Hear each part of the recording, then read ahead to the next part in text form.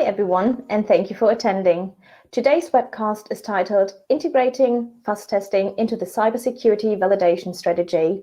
Speaking on today's webinar, I have Nico Vincenz, IT Security Engineer for Autonomous Vehicles at ZF Group, and Dr. Dennis Kengo-Oka, Principal Automotive Security Strategist at Synopsys.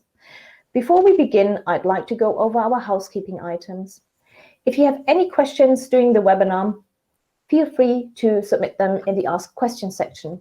We will get to those at the end of our presentation. If you have trouble reading the webcast slides, feel free to expand your window to full screen. Finally, there are quite a few attachments to this webcast. Please be sure to check them out at any time. And with no further ado, I will hand over to Dr. Dennis Kengo-Oka, who will begin with a presentation. Over to you, Dennis. Thank you, Isa.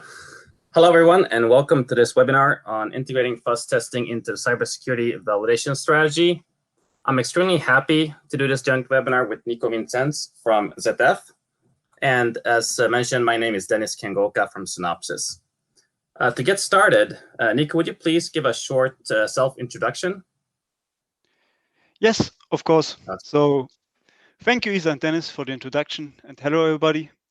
My name is Nico Vincenz, and I work at ZF Friedrichshafen in Germany as an IT security engineer.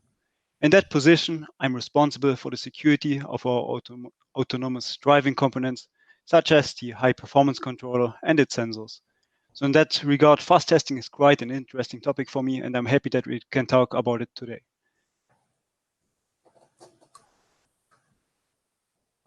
Thank you, Nico. And just to give a short background on myself, so my name is Dennis Kengo-Oka. I'm a principal automotive cybersecurity strategist at Synopsys. I work mainly with the automotive organizations globally to help them with solutions for secure automotive software development. And I'm really excited to give this presentation together with Nico today. So I'll hand it back to Nico, who will give us an introduction to today's topic. Okay, thank you, Dennis. So we all witnessed the development in recent years that vehicle architecture is becoming more complex, interconnected, and prone to cyber attacks. These problems are even further accelerated by demands for AD functionality and V2X connectivity. To counteract this development, what we need is a sophisticated cybersecurity validation process. And such a process must find vulnerabilities and robustness issues early and systematically at every stage of the product development process. And at that point, fuzz testing comes into play. Fuzz testing, in particular, is useful for detecting unknown vulnerabilities and testing the robustness of target systems. That is especially important for safety-critical components such as AD systems. Even though fuzz testing, or fuzzing, is traditionally a technique used in classic IT systems, what we witness is that it is slowly finding its way into the automotive industry. Now, the problem is that it is a common approach to perform fuzz testing independently within the validation process. In our opinion, a much better approach is to embrace fuzz testing as a consistent and systematic step within the overall development process. And this is done by carefully integrating it into the cybersecurity validation strategy. So what we want to do today is review a general cybersecurity engineering process, then present the additional benefits fuzz testing provides within the process, and finally introduce a new cybersecurity engineering process. But before we dive into this new process, let's establish some context here. The automotive industry has a strong history of performing verification and validation. On the left, we can see the ACE-by-SPE model with its single requirement engineering as well as verification and validation steps commonly used for product development. If we put this in an ISO 21434 compliant cybersecurity context, we come to the graphic on the right side. It shows us on its left leg the threat analysis and risk assessment, TARA, as a main activity for finding cybersecurity requirements. On its right leg, we have then multiple cybersecurity validation strategies. We can further distinguish these testing strategies into two groups, which is testing against known and unknown vulnerabilities. So a classic automotive approach for testing against the known is functional testing. So for every product we have functional requirements which describes its intended behavior. Based on these requirements, developers write code which is the implemented behavior. On the slide, we see both depicted as circles. In a perfect world, they would completely overlap. However, in reality, there will always be intended behavior of the product which was not implemented and implemented behavior which was not intended. Finding missing requirements within our product is quite straightforward because we can easily derive positive test cases from the requirements. The very hard part is to find negative test cases for implemented but not intended product behavior. So giving an example here, it is very hard for a certificate parser, for example, to just find input which will basically be accepted by the parser but was not programmed was not as an intended behavior specified by us. So to sum this up, the problem with functional testing is that we have an infinite number of potential negative test cases we would have to include here. Then another approach which is knowledge-based is vulnerability scanning. There are different types of vulnerabilities you can scan for. On the slide, we see a software bomb bill of material based approach where you basically have a list of your used software and the version number, and you query a vulnerability database for known vulnerabilities. Of course, you can also scan for other things, such as weaknesses in your code with code analysis techniques. Or you could use a port scanner to find configuration mistakes in your firewall, etc. The problem here is that this method can, of course, only find known vulnerabilities. So it won't work for zero-day exploits or product-specific vulnerabilities. Yeah, and that's where fuzz testing comes into play. So to incorporate these scenarios, we need to go another part here.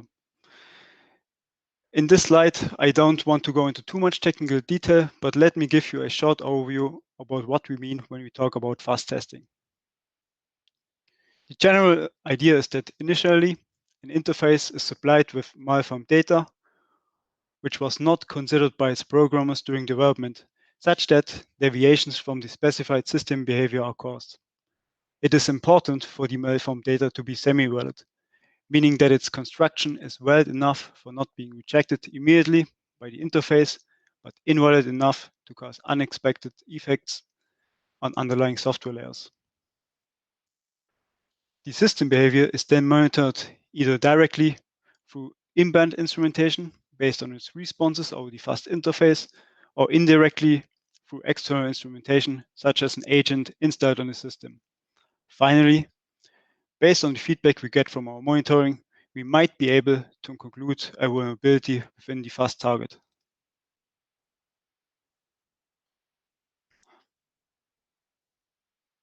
Yeah. To sum this up, fuzz testing has a big advantage to functional testing and vulnerability scanning by being able to find unknown vulnerabilities. Of course, this does not come without any cost. It is first of all challenging to meaningfully include fuzz testing into the overall cybersecurity engineering process. And furthermore, it is challenging to configure and automate a fuzz testing setup correctly. Now, before we take a look how we can approach these challenges, let me very quickly introduce you the last testing technique, which is penetration testing. So penetration testing is a manual approach for finding unknown vulnerabilities where we let a team of experts conduct cyber attacks on our product. In principle, this is a very powerful testing technique. The problem we have in real-life scenarios is that the effectiveness of penetration testing is capped by our available budget. So for a small budget, we will only be able to afford a very generic penetration test, which is unlikely to find all problems we have in our product. So to say, we will only be able to have a few days of work going in there, and it's most likely then that we only can use very generic tools which will not go deep into our product, so we just won't find all vulnerabilities. Yeah. With a large budget, we will have this capacity, so we will be able to spend months of work for this penetration test, have multiple experts work on them and let them access some high-tech lab for doing, for example, side channel attacks. Problem is that for this approach, the cost, it's just not cost effective enough to be carried out continuously. So it will be limited to only a few times during the project. So to sum this up, even though penetration testing is an excellent approach for finding unknown vulnerabilities, it is just not suitable for continuously doing so during development. So if we want to make sure that we find these problems early and in every part of our product, we need to get our fuzz testing right. And Dennis will give you some practical examples for that.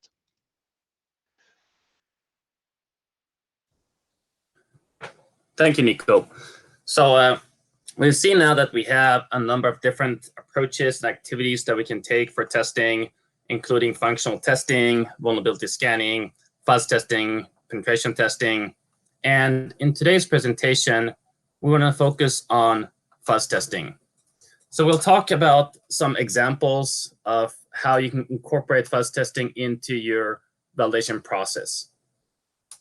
So first, I want to go back to this slide that Nico showed that gives you an overview of fuzz testing. So we have on the left-hand side the fuzz testing tool. We have our target system or software in the middle. And I want to replace some of these components with actual systems.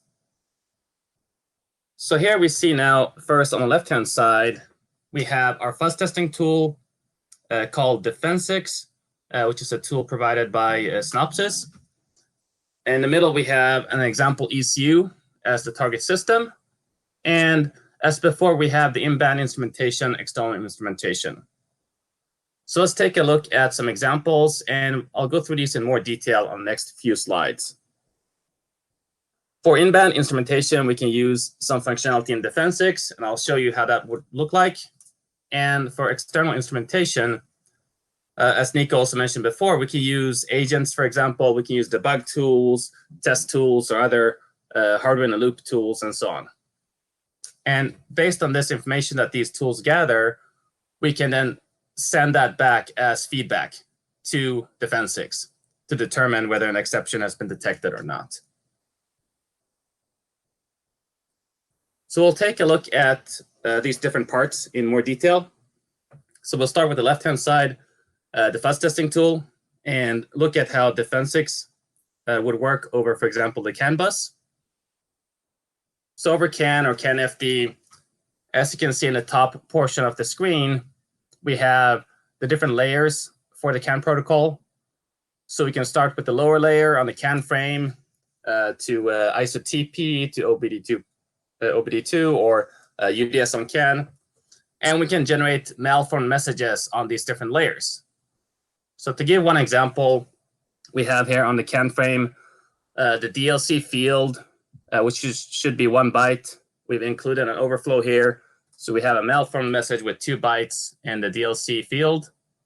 And we can send that to the target system to see how it behaves. And another example is in the security, the UDS function, security access, where we can send a malformed message with the key value here omitted. So we send back this message without the key value. And we can observe how the ECU responds to that reply in the security access message sequence. So let's take a look at how we can observe the behavior of the ECU. So on the previous slides, we looked at how Defense can generate malformed messages over the CAN bus. These are now being sent to the ECU, and we want to detect various exceptions or abnormal behavior on the ECU. So the first example is using in-band instrumentation. And the way we can do that is on the left-hand side, we see here from Defense 6, under traffic instrumentation, there's a checkbox here. We can click that here to enable traffic instrumentation. What this does is it monitors the CAN bus before you start fuzzing the ECU. And we look at what are the messages being sent on the CAN bus. So for example, this ECU here has a normal behavior of sending these different periodical messages with CAN ID 120 every 50 millisecond, CAN ID 230 every 100 millisecond, and CAN ID 622 every 110 milliseconds. And there might be more messages here in this list. So we know that's the normal behavior of the ECU, and that allows us to create a baseline of how that ECU should behave. So once we start fuzzing the ECU, we can detect, is there any behavior here that differs from that baseline? For example, maybe certain messages are missing, and we don't receive this CAN ID 120 every 50 milliseconds. We're missing a few of those, for example. Or we might be able to detect that there are delays to some of these messages. We don't receive it every 50 millisecond.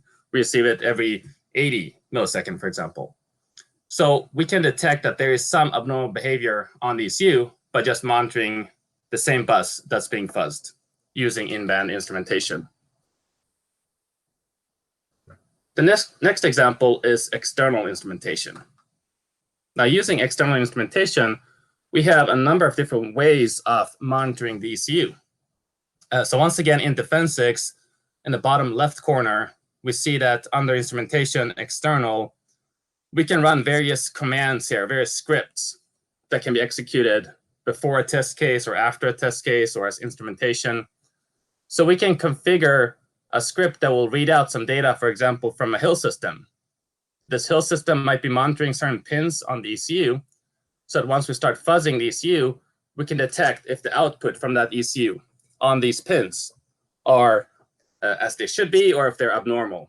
And based on those values and those results, Defense can get that feedback to determine whether that is an exception. And we can use various tools here like hill systems, different test tools looking at different buses on the ECU.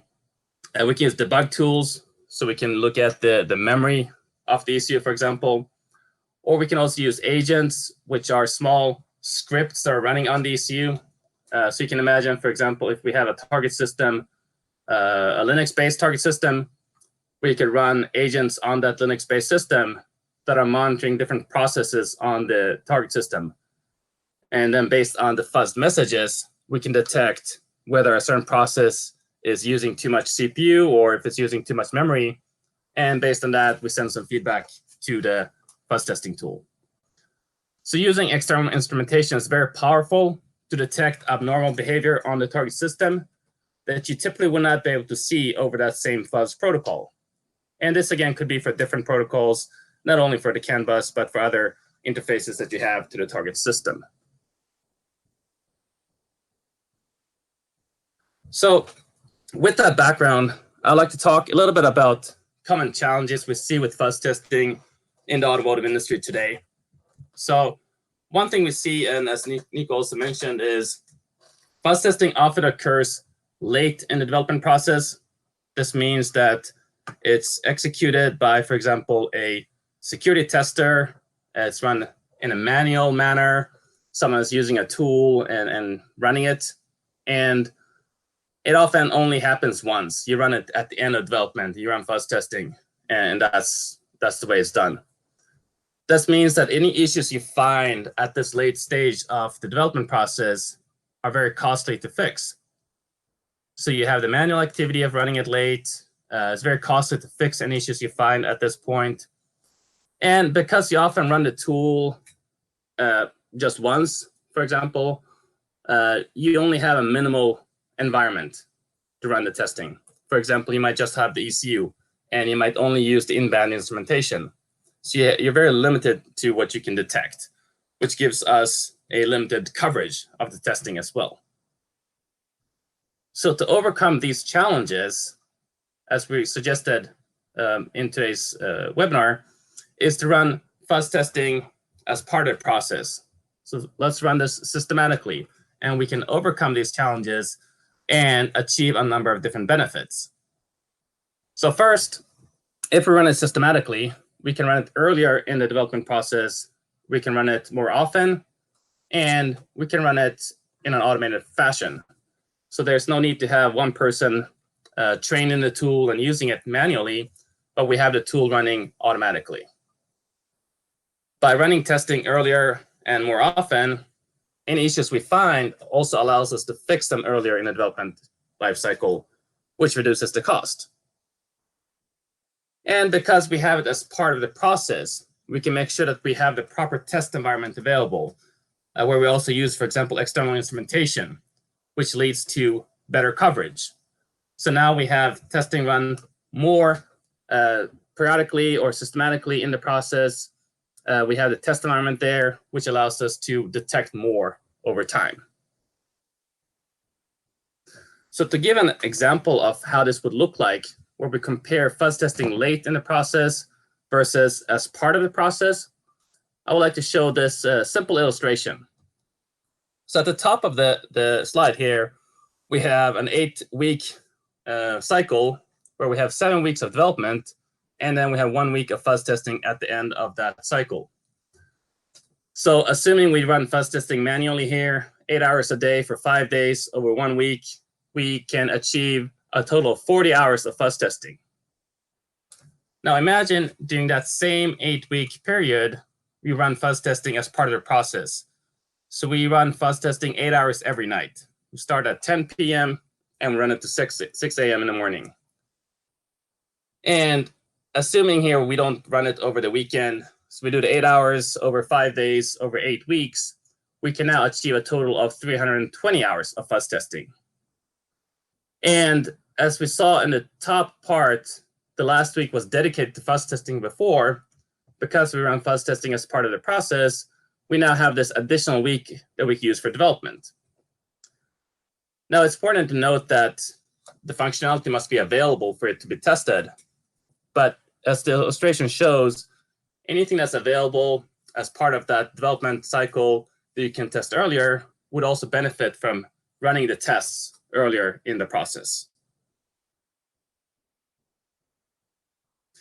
So I want to give an example of how that can look like.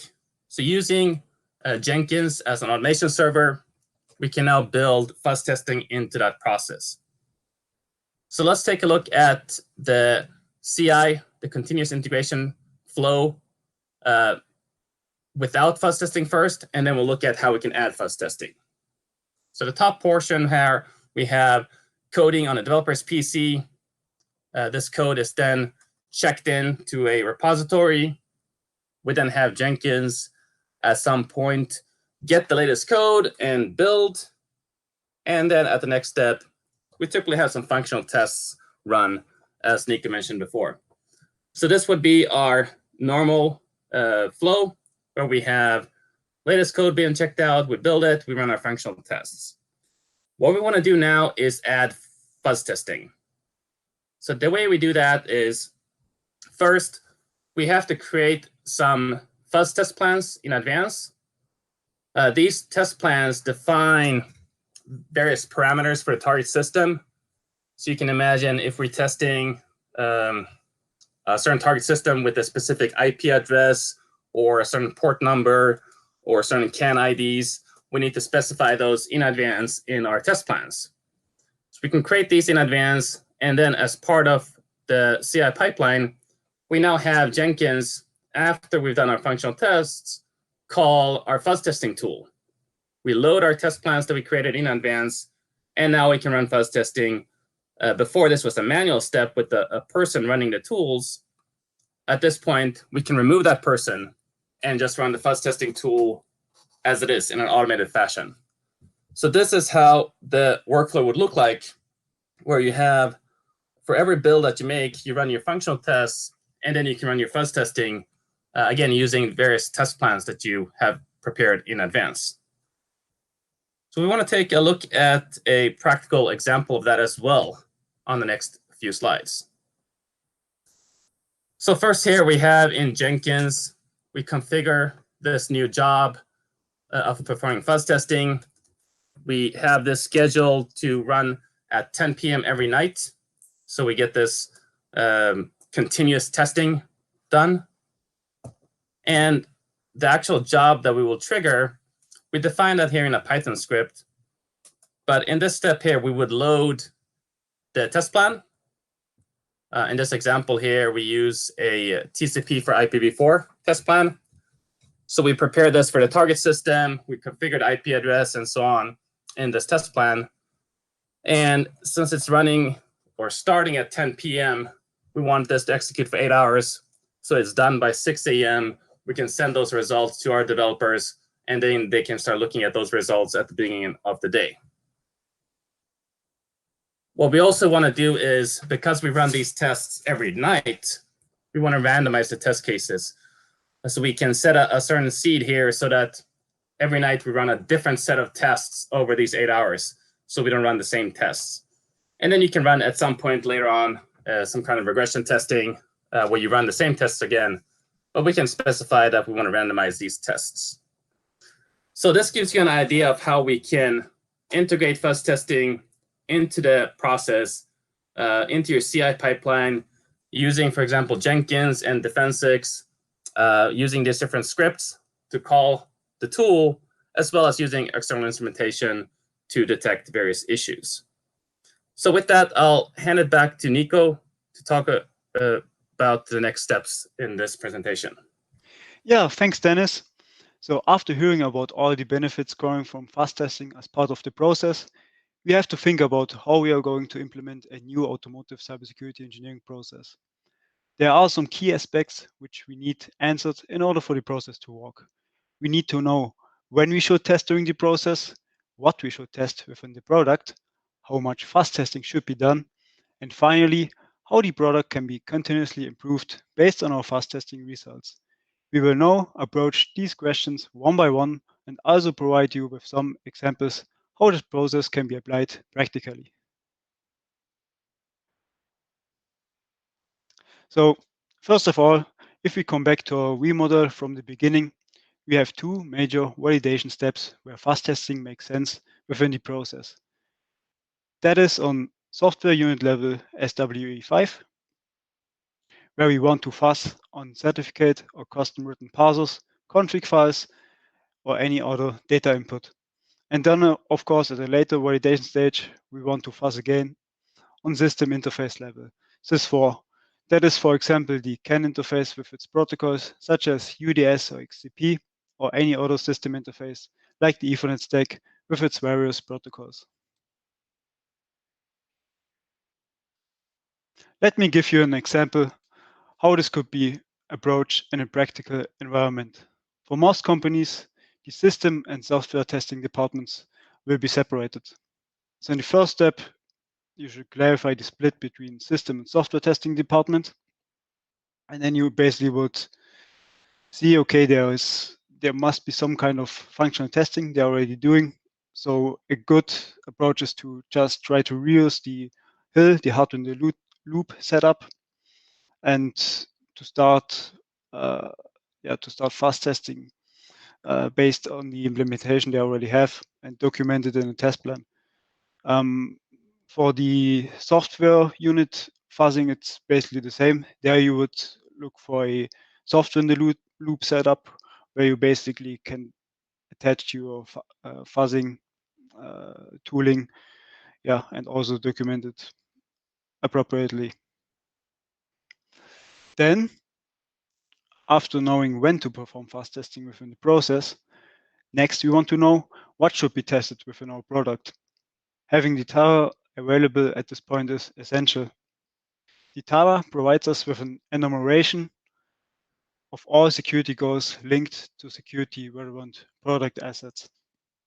In principle, all requirements we derived from these security goals are fuzz testing targets. The attack path analysis, which is part of the Tara as well, can then be used as a pointer for possible interfaces for implementing fuzz testing here.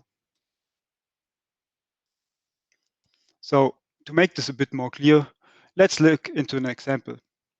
So here we see as an asset the backend communication, and we identified that we want to protect its confidentiality, integrity, and availability. So yeah, when doing the Tara and looking at the potential threats and damage scenarios, we conclude that we need secure communication as a security goal. Dennis will now go into more practical detail for this example. Thank you, Nico. So yes, so we just saw here that for the secure communication function, we have various goals, and now we want to look at how we can fuzz test and verify the functionality or find any exceptions in that functionality on these two different levels. So as we mentioned, we have the software unit fuzz testing on the right-hand side, and we have the system interface fuzzing on the left-hand side. So for the software unit fuzzing, we can then look at the X509 certificate parser and make sure we can test that first. And then later on, for the system level, we can then look at testing the TLS interface. So these are two different ways or different layers that we can test the secure communication function. And the way that we would do this is in the middle, we have our fuzz testing tool. And first, for the software unit fuzzing, we would then generate our malformed X509 certificates, and we'll provide these as input to the parser. And then we can test it on the software unit level. And then later on, once we have the communication available, we then can test the TLS interface. And the way that we do that is we now send malformed messages in the TLS communication. So these are two different ways of testing the secure communication function. And we'll go through some more specifics on the next slide. So here again, we have first the software unit fuzzing. And as I mentioned, we have the fuzzed X509 certificates. And you can use Defense6 to generate a number of these fuzzed certificates, and you can provide these to the parser. So in this example, we have some overflow data, malformed data in this certificate, and then by sending a large number of these fuzz certificates to the parser, we can see if it behaves in the correct way, if it's robust enough to handle these malformed certificates, or if there's some kind of unknown or abnormal behavior. And then as a second step, during the SysFor, we can do our system interface fuzzing. So here we have our fuzz TLS communication. And at this step, we could, of course, also include fuzzed certificates here. But since we've tested that earlier already, and we might have been able to detect any issues at that earlier stage, we can focus on fuzzing other parts of the TLS communication. So in this sense, we can provide a correct certificate in this communication, but maybe we have incorrect parameters. We have invalid values for the Cypher suite negotiation, invalid values in the TLS handshake. So this allows us to test two different parts of that secure communication function. So I'll hand it back to Nico again. Yeah, thank you for these examples, Dennis. So after we figured out what our potential fuzz testing targets are, we should not simply start fuzzing them right away. As we all know, time and resources such as test devices are limited. Therefore, we need a way to prioritize our fuzzing targets and determine how much effort should be spent for each one of them. Cybersecurity assurance levels, or CALs, which are part of the TARA, helps us to assign these priorities for both quantitative and qualitative testing measurements. So with quantitative fuzz testing, we mean in this context how many hours of test cases should be run on our fuzzing target and which percentage of code coverage should be achieved. On the other hand, with qualitative fuzz testing, we stipulate how good the input needs to be. Is, for example, plausible pseudo-random input enough, or do we need application-specific input here? Another qualitative attribute is the requirement on instrumentation. Is, for example, in-band instrumentation enough, or do we need external instrumentation on our target as well? Let me give you some examples how the different calls could be interpreted for a project. Please keep in mind that there's no one-size-fits-all here, so you might need to tailor them for your project. So for call 0, we concluded that the asset is not cybersecurity relevant, and therefore we do not need to fuzz test it. Then for call 1, we have the lowest criticality, so we are already satisfied with basic code coverage and 8 hours of test cases. We are also not that strict yet regarding fuzzing input and monitoring, where we use plausible pseudo-random input together with in-band instrumentation. For call 2, we are more strict and want extended code coverage, meaning that most code paths are tested. We also want to have a whole day of running test cases on the asset. Regarding the fuzz input, we now stipulate it to be application or protocol specific. Starting with call 3, we get even more rigor, demanding full code coverage and a whole week of test cases. For our feedback channel, we now want to have external instrumentation as well. And finally, with call 4, we are the most rigor, where we increase the testing time again to a whole month of testing. Now, after we successfully installed our fuzz testing process, let's see how we can interface with other CEP activities in the last step. The overall cybersecurity engineering process is only enhanced when fuzz testing results are distributed to other process activities as well. Getting this step right is essential for product improvement. So all fuzz testing results regarding vulnerabilities we found flow directly into the Tara, which then leads to refined cybersecurity requirements. We also have an interface into the functional testing process, where new negative test cases are derived from our fuzz testing results to reduce non-intended behavior. All found vulnerabilities are also sent to our vulnerability database, such that the same problem in similar products or a regression at a later point of time can be found more easily. And last but not least, findings from the fuzz test, such as suspicious behavior, supports a penetration tester and makes this costly testing method more efficient. When we reiterate the process, we can use the new findings coming from the refined Tara to accommodate changes in the priority of assets and their interfaces. And with that being said, I would like to hand over back to Dennis. Thank you, Nico. So I would like to round up this presentation with a discussion and the summary. So there are a number of different questions we have to ask ourselves when we start integrating fuzz testing as part of the process. For example, if we perform fuzz testing periodically or continuously during development, can we now consider that the target system is secure? How do we determine that? And how do we determine how much fuzz testing should be done? You can see an example here on the right-hand side.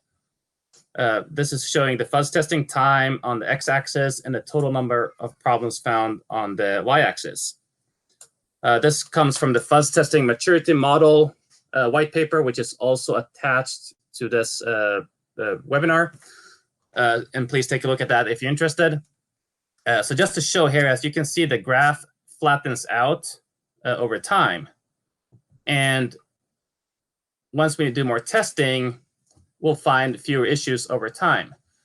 So where do we find this cutoff time, where this green line is, where we see that if we do more testing, we might find a few more issues, or we probably found most of the issues we can find. So how do you optimize that? So you need a good way to monitor for finding these exceptions, and also adjust over time that you get the most optimized ways of doing testing. And this also depends on the target system and the software and the maturity, but it's a good way to keep in mind of how do you optimize the testing over time. And then there's also the challenge of moving from manual testing to automated testing. So you might have a manual test approach today, but how do you change that into an automated approach? How do you prepare the necessary test environment? How do you make sure you can interact with your existing tools and systems, with your, for example, Jenkins system, with your bug tracking system? And how do you make sure that it works in a good automated way? So there are questions that need to be discussed and needs to be further investigated to make sure that you get the most out of your testing. So with that, I would like to go to the summary. And as we talked about fuzz testing, making sure we can integrate that into your cybersecurity engineering process, making it part of your cybersecurity validation strategy. We talked about using TARAs that can help you give guidance on the fuzzing targets and help with prioritization of what to test and how much to test. Nico gave some examples there of the CALs that you can define to help you determine how much testing and the type of test environment you need to do the testing. We also highlighted some of the benefits of performing systematic fuzz testing as part of the process. For example, gives you the ability to detect vulnerabilities and issues earlier in the development lifecycle, which allows you to fix them earlier and reduce the cost involved. It's also possible to achieve a greater test coverage, code coverage, by performing fuzz testing in an automated fashion using a proper test environment.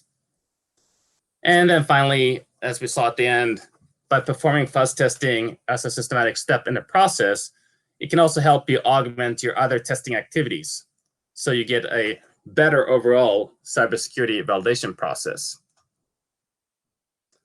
And finally, as a side note, if you're interested in more details, Nico and I wrote a paper that was accepted to the SCE World Congress called Integrating Fuzz Testing into the Cybersecurity Validation Strategy. You have the details in the bottom left corner. Please take a look and read the paper if you're interested. So with that, I would like to conclude today's presentation. Well, thank you for your attention, and Nico and I are happy to take any questions. Thank you. Yeah, thank you also from my side. Thank you for taking the time today and outlining the automotive cybersecurity engineering process and actually how fuzz testing can help improve product security. I hope you all enjoyed the webcast and gathered some useful tips and gained some valuable insights. We actually have quite a few questions, so I'd like to open with the first one, which is, do I need to perform fuzz testing on both software and system level? Okay, maybe I start with this one. So yeah, if possible, yes, because that approach just allows us to find more vulnerabilities. And I think Dennis also showed us a very good example for that with the secure communication, where you can basically have different vulnerabilities on these different levels. Of course, if you have very limited resources, then I would recommend starting on the system level, because it's just easier to set up and to get started in a very fast time. Great, thank you so much, Nico. The next question might be for Dennis: how to make the transition from manual to automated fuzz testing? Yes, so that's a great question. So as I mentioned a little bit at the end here, we need to consider how do we take the manual approach of testing we have today and turn that into an automated process. And I would say it's important to look at what you're testing and how you can automate it, step by step. So maybe you start with looking at some of the interfaces, and you see that you can automate that rather than running it manually. And you start with one interface or with that test environment that you have available. And then gradually, as you have more test environment or resources available, you can also automate those steps.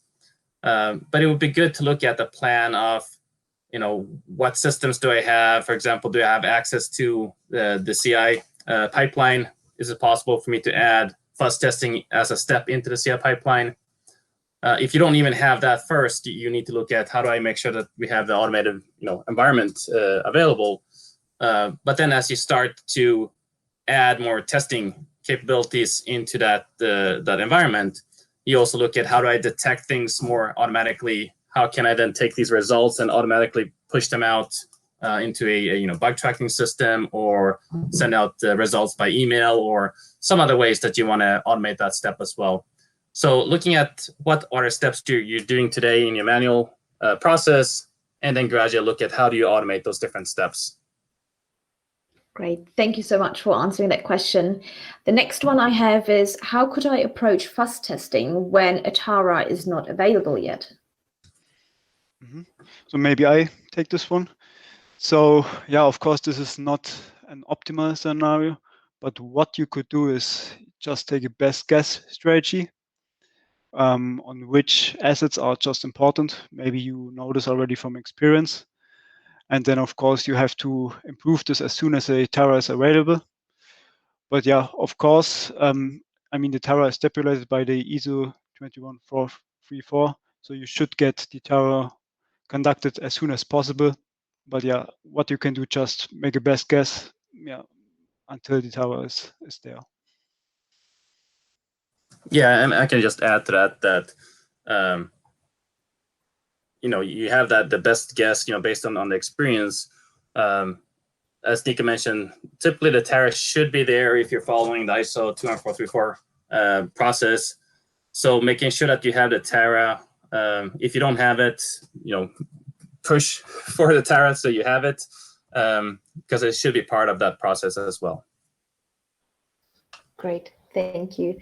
And then we have another question: where to find the fuzz testing tools approved by ISO SAE 22434? Do you recommend the fuzz testing to be done by an engineer or by a QA engineer?